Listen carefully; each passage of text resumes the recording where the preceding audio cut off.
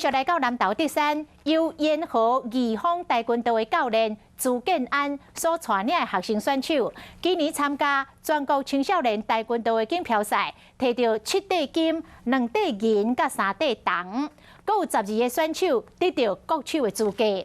这选手杰出的表现，乡亲拢真肯定。 经过辛苦训练，德山镇延和义丰跆拳道伫即摆全国青少年跆拳道锦标赛得到真好的成绩，更有12位选手摕到国手的资格。这么多的学校在竞争哦，我们在这一次当中可以脱颖而出哦，那让整个全国看到我们竹山，看到我们南投。 每位选手拢有无同的故事，不过因拢坚持跆拳道无认输的精神，拼出好成绩。 因为之前就身材很小，然后本来国中没有练，可是就是因为家人还有教练，就是希望我继续。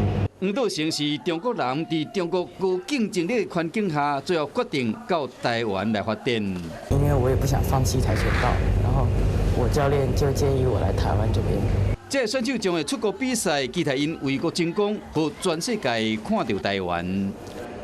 Hello， 大家好，我是乃瑜，要教给大家2个任务。第一个，华视新闻的脸书专页，你按赞了吗？